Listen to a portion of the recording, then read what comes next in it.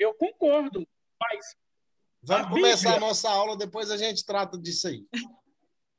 na Bíblia não dá base. Né? Né? É. Só aproveitando aquilo que você falou, Daniela, sobre a questão histórica, a questão histórica do sábado, Jesus quebrou ela, mostrando que ele é Senhor do sábado, né? Se fosse somente uma questão histórica, Jesus tinha chamado uma discípula, e só tem 12 discípulos. Não tem nenhuma pessoa do gênero feminino. Eu acho que se houvesse uma necessidade de uma liderança feminina para a dispensação da graça, que alguns gostam de dizer, Jesus teria chamado uma mulher. Jesus ele não ia ficar preso em um paradigma, Pois sendo que ele está acima disso. Lucas. Mas é isso aí que tem a Ou condição. então lá nas escolhas dos 7 diáconos.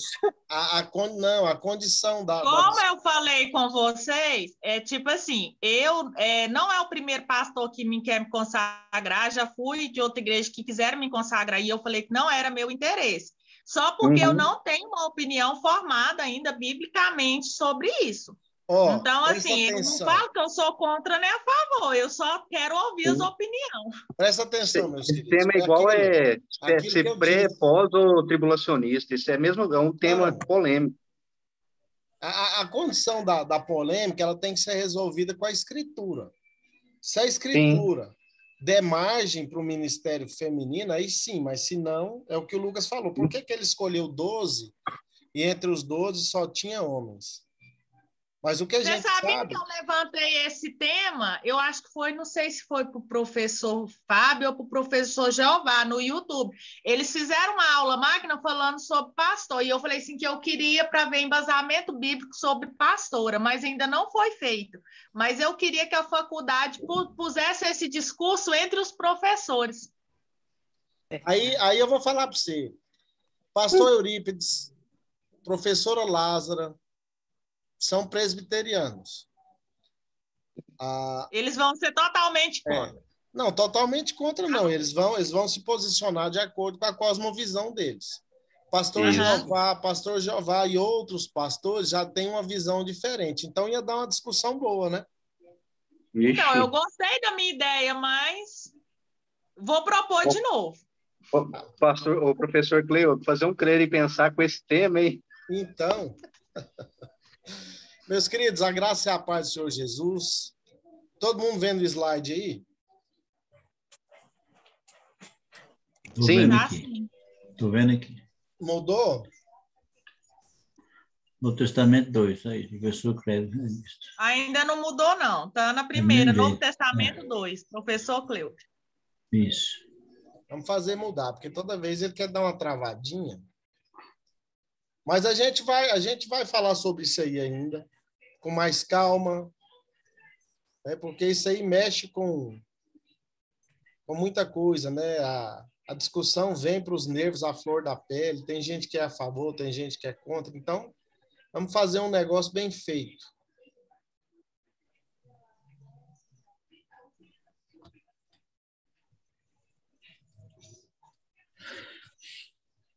Mudou agora? Mudou.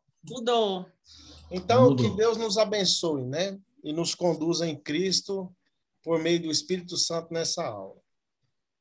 Nós vamos só fazer um bate-papo aqui a respeito dessas cartas que Paulo escreveu, as duas aos Tessalonicenses, as duas aos Coríntios. Então, presta atenção que a gente abordou essa condição da primeira epístola aos Tessalonicenses na aula passada, e eu tinha dito que ela foi escrita em parceria, né? A gente fala, o apóstolo Paulo, mas ele não escreveu essa carta sozinho. Tanto é que na saudação da carta ele deixa bem claro, ó, Paulo, Silvano e Timóteo. Então, os três endereçaram essa carta à igreja de Tessalônica, e ela foi escrita por volta do ano 50, 51. Quando a gente fala de data, né, é uma data aproximada. Então, por volta desses anos aí, ela foi escrita. E essa igreja, provavelmente, ela foi fundada pelo próprio apóstolo Paulo entre os anos 49 e 50. Ele é o autor principal, mas, como eu disse, Silvano, que é o mesmo Silas e Timóteo, participaram com ele. Inclusive, a gente achou nessa carta mesmo aos Tessalonicenses que os três eram apóstolos, né? Se lembram disso? Quem estava na aula passada? Sim ou não?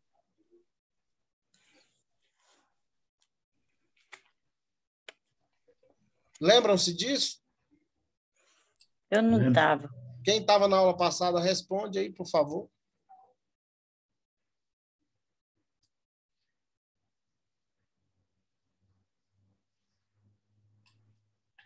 Eu estava, não estou Eu lembrando. não. lembro, professor, eu lembro disso. Eu lembro. Então, e essa carta, ela foi inserida no cânon que o Marcião, ou Marcion, organizou, que era um herege, né, antissemita. Foi encontrada também nos fragmentos muratorianos, e ela foi citada por Irineu, que era um dos pais da igreja. Então, é uma epístola digna de confiança, inspirada por Deus, e da autoria dos três que eu disse, principalmente a autoria de Paulo. Qual é o tema dessa primeira epístola aos Tessalonicenses? É o que a gente vai entender agora. O grande tema da primeira carta aos Tessalonicenses é o retorno de Jesus e a ressurreição dos mortos. Se a gente for trabalhar um tema principal, com certeza esse é o tema. Mas ele também aborda a perseguição vivenciada pela igreja e orienta sua conduta cristã. Diferentemente da Epístola aos Gálatas, em que Paulo faz uma denúncia contra o legalismo, essa é uma carta exortativa, é uma carta de exortação.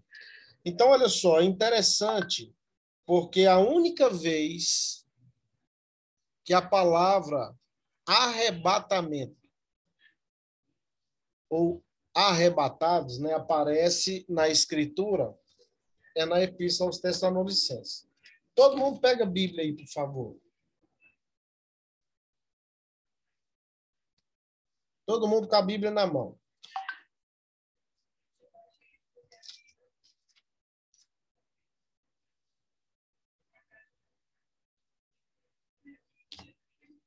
Pegaram? Peguei a minha aqui. 1 Tessalonicenses, no capítulo 4.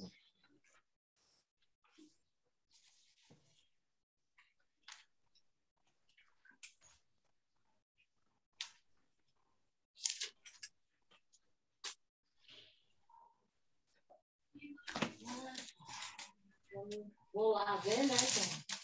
1 Tessalonicenses, capítulo 4. Nós vamos ler a partir do verso 13.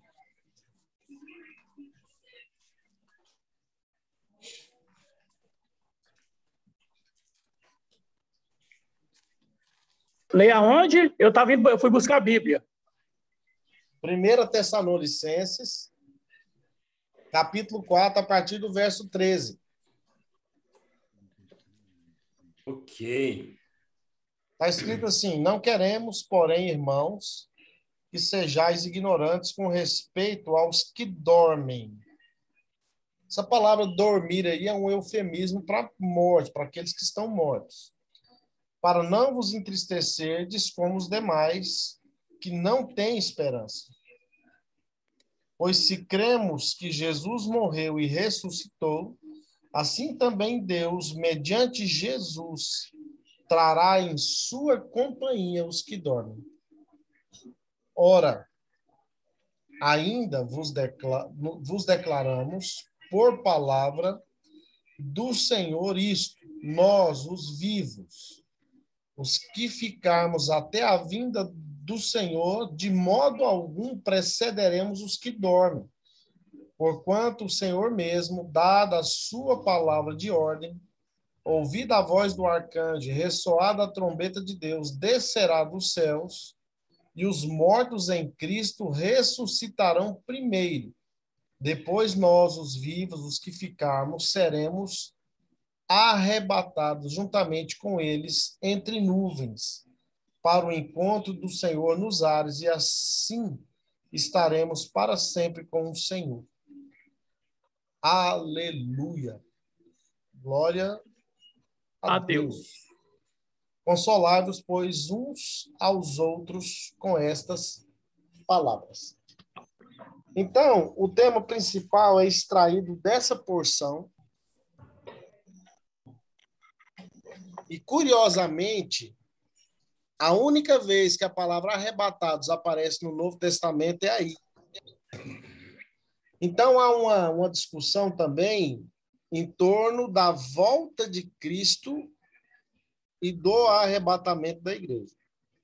Tem pessoas que fazem distinção entre arrebatamento e volta, e tem uns que entendem a volta de Cristo como o episódio do arrebatamento. Então, essa discussão também é outra, viu, Lucas? Que não acaba. Jesus vem, arrebata a sua igreja, a terra fica em tribulação, ou Jesus vem automaticamente e já resolve todos os problemas de uma vez só, dando início, assim, ao período milenial ou a eternidade. Então, essa discussão não acaba. Sem entrar no mérito dessa questão, o que a gente tem que entender aí é que Cristo voltará. A volta de Jesus Eu é não sabia que tinha iminente. essa discussão, não. Ah? Eu não sabia que tinha essa discussão, não. Tem essa discussão. Jesus arrebata a igreja e ainda continua o relógio, a cronologia acontecendo algumas coisas aqui, ou Jesus vem e resolve definitivamente a questão, dando início ao reino milenial ou ao período da eternidade, para quem não crê no milênio. Eu acredito que começa a última semana, né, de Daniel. Então, olha só, a única vez que a palavra arrebatados aparece na Escritura é aí. Você não vai ler em nenhum outro lugar no Novo Testamento a palavra arrebatamento ou arrebatados. A palavra arrebatamento ela aparece no Antigo Testamento. Mas o arrebatamento do Antigo Testamento é interessante, ele é arrebatamento de ímpio e não dos justos. Então, isso aí gera uma discussão sem fim. O que a gente precisa entender é que o tema da carta era justamente para animar. Tanto é que o versículo 16 diz o quê? Quem pode ler para mim?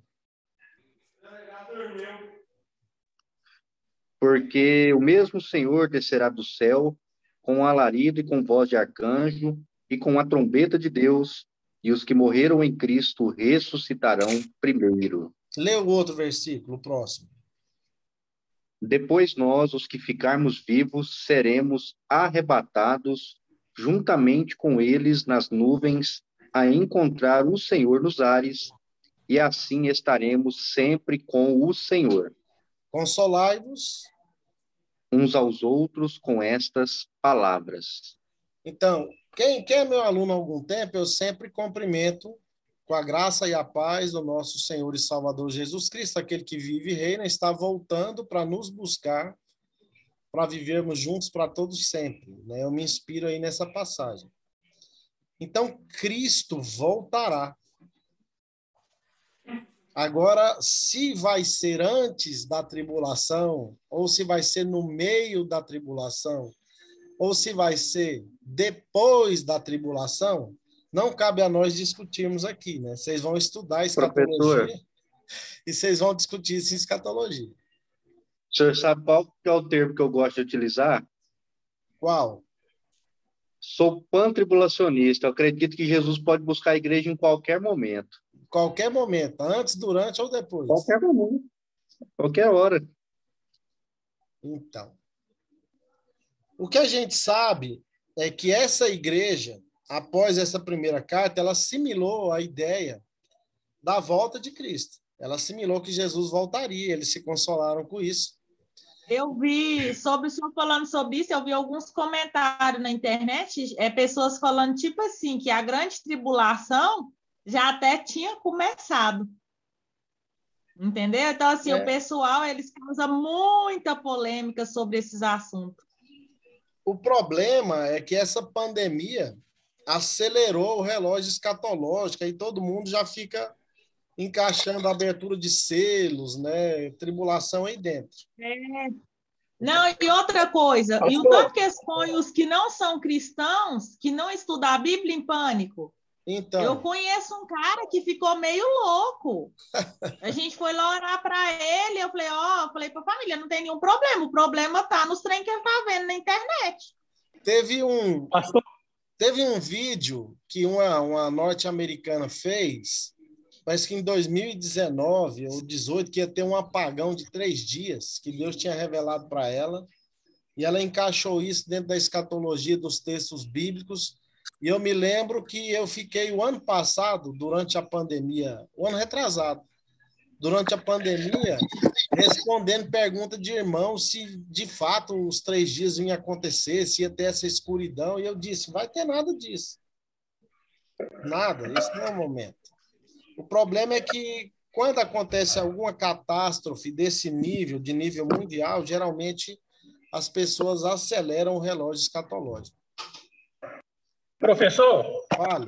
se é antes, depois ou durante, eu quero é subir. Eu quero estar com Cristo, né?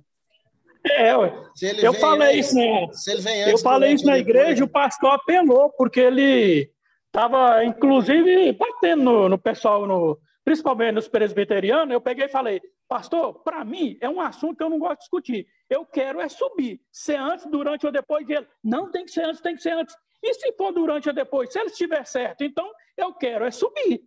o problema Durante ou depois não tem nada. Essas discussões não vai fazer ninguém perder a salvação, mas o problema é que eles querem ser o dono da verdade. Eles perdem quase a salvação de tanta raiva que eles ficam brigando. O problema é que há a discussão e existem as visões escatológicas, né? Existe a pré-tribulacionista, a meso-tribulacionista e a pós-tribulacionista. Isso aí não vai acabar, gente.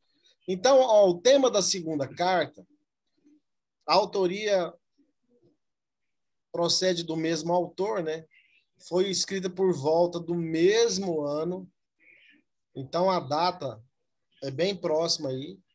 E ela também foi encontrada no cânon do Marcião, que foi o grande herege, no fragmento muratoriano também, o reconhecimento de Irineu, assim como na primeira, e agora também por Policarpo, que foi um discípulo do apóstolo João. Então, uma carta fidedigna também, digna, uma carta que foi inspirada por Deus. E o apóstolo Paulo, Silvano e Timóteo tiveram a condição de trazer à baila aquilo que Deus queria para os Tessalonicenses. Agora, interessante, é o mesmo tema, fala da vinda de Jesus, só que agora com algumas nuances. O pessoal assimilou a ideia que Jesus voltaria. Aí ninguém queria fazer mais nada, Lucas. A cidade de Tessalônica parou. Para quem era seguidor de Cristo, eles, Jesus vai voltar amanhã, não vou trabalhar, não vou fazer nada. Vamos esperar a volta. Aí estava todo mundo boquiaberto, deitado, olhando para cima, esperando Jesus voltar. E Paulo exorta de maneira radical, quem não trabalha, então que não coma.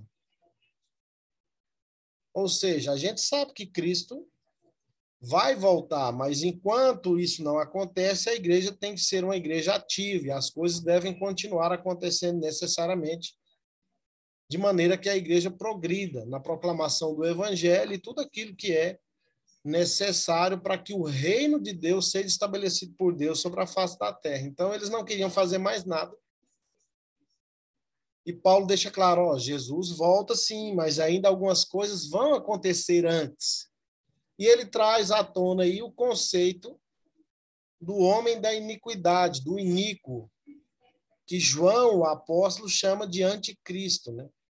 Paulo falou, antes da volta, primeiro vem o anticristo. Então, para quem é atento em relação a isso, a gente fica esperando o momento em que esse anticristo vai se revelar.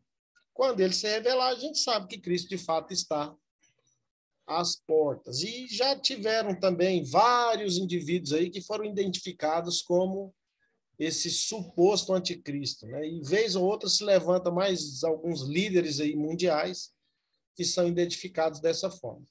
O que eu e você precisamos saber: Jesus vem, eu clamo Maranata, mas enquanto ele não vem, nós temos responsabilidades. Temos que continuar trabalhando. Ok? Tranquilo? Tranquilo. Ó, a Epístola aos Coríntios. Essa epístola é fenomenal. A autoria de Paulo contém 16 capítulos, 437 versículos. E é uma epístola muito importante para que a gente entenda algumas questões básicas do cristianismo. Por exemplo, quando Jesus celebra a Páscoa e dá início à chamada mesa do Senhor, ceia do Senhor, né? A gente chama de Santa Ceia. A Escritura nunca atribuiu esse nome à ceia, né? Mas quando Jesus celebra a Páscoa e transforma aquele momento no momento da mesa, da ceia, a gente tem os detalhes ali das reuniões, mas Paulo, no capítulo 11, ele apresenta algo interessante sobre a ceia. Naquele discipulado que Paulo recebeu de Cristo aí, que só Deus e ele sabem, né? Ele fala, ó, assim como eu recebi do Senhor, também vos entreguei. Ele traz, então, à lume a condição do homem examinar-se a si mesmo, e que a igreja tinha muito problema e que celebrava a ceia, e muitos participavam do corpo e do sangue de maneira indigna. Isso aí trouxe muita luz para a nossa celebração desse momento que eu acredito que até hoje é o momento mais negligenciado na igreja e que a gente não compreende verdadeiramente como e por que existe esse momento da ceia do Senhor. Tem igreja que celebra a ceia uma vez por ano. A maioria das igrejas evangélicas celebram uma vez a cada mês, né? E existem as igrejas que são chamadas de eucarísticas, que celebram a ceia praticamente em todas as reuniões. E, no mínimo, uma vez por semana no culto principal, que é realizado aos domingos. Mas é uma carta interessantíssima. Interessantíssima. Uma carta que a gente precisa estudar a fundo. Olha o tema dela. É praticamente impossível tratar um tema geral, mas podemos destacar alguns como a unidade da igreja. A igreja não tinha união, Paulo bate nessa tecla. A conduta cristã, a esperança da ressurreição. O capítulo 15 de 1 aos Coríntios, ele traz luz a essa passagem de 1 Tessalonicenses, capítulo 4, versículos 13 em diante. Se você ler 1 aos Tessalonicenses, capítulo 4, junto com 1 aos Coríntios, capítulo 15, você vai entender direitinho como funciona a condição do arrebatamento e da transformação do crente e da ressurreição dos mortos. E a segunda epístola aos Coríntios é uma das epístolas que a gente fala pouco dela, mas eu acho ela extremamente importante. Também da autoria de Paulo, 13 capítulos, 256 versículos, escrita por volta dos anos 57, 58 ali depois de Cristo. Também ela estava no cânon de Marcião. Clemente faz alusão a ela. E ela também é muito importante. Eu queria chamar a atenção de vocês. Todo mundo está com a Bíblia aberta ainda? Vamos abrir em 2 Coríntios. Eu queria falar disso aqui com vocês desde quando eu estava preparando a aula, porque é muito importante entender o que já acontecia naquela época e que acontece hoje nas nossas igrejas em relação a Jesus, ao Evangelho e ao Espírito Santo. Segundo aos Coríntios,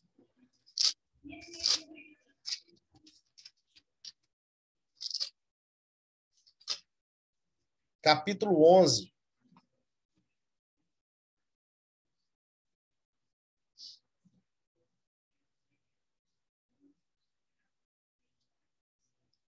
Todos abriram? Sim, eu abri. Você pode ler para a gente, Daniela? Do versículo 1 ao versículo 4. Quisera eu suportar em Deus um pouco em minha loucura, mas de fato me suportais, porque tenho ciúme sobre vós com ciúme divino, porque vos desposei com o marido, para vos apresentar como uma virgem pura a Cristo. Mas eu temo que, de algum modo, assim como a serpente enganou Eva com a sua sutileza, que as suas mentes sejam corrompidas da simplicidade que há em Cristo. Porque se alguém for pregar-vos outro Jesus, que nós não temos pregado, ou se recebeis outro Espírito que não recebestes, ou outro Evangelho que não aceitastes, vós o podeis suportar. Olha que coisa interessante. Eu escrevi um texto uma vez sobre esse capítulo. Esse capítulo deixa bem claro que existiam falsos apóstolos na igreja de Corinto. Alguns indivíduos que tinham título de apóstolo e não eram apóstolos. Outra condição interessante. Um Jesus que não era o Jesus que os apóstolos verdadeiros pregavam. Um espírito que não era o verdadeiro espírito, e um evangelho que não era o verdadeiro evangelho. Parece que a gente está vivendo isso aí hoje de novo, né? Porque tem sido pregado um Jesus aí fora que eu não conheço. Tem sido pregado um evangelho que não é o evangelho de Cristo. E esse problema já existia lá na igreja dos Coríntios, naquela época. E existe isso hoje. Então a gente precisa levar a mensagem do evangelho adiante para calar a boca desses falsos líderes. Então o verdadeiro evangelho, o verdadeiro Cristo e o Espírito Santo verdadeiro que habita em nós tem que ser conhecido através da proclamação do evangelho. Porque, infelizmente, falsos líderes têm pregado um Jesus que não é o Jesus verdadeiro, um evangelho que não é o evangelho da graça de Deus, e tem anunciado coisas que não são do Espírito Santo. O link da aula vai cair, eu vou mandar outro, para a gente gastar mais uns minutinhos aí, tá? Eu quero conversar com vocês. Deixa eu ver todo mundo aqui. Vai cair agora o link da aula, eu vou mandar outro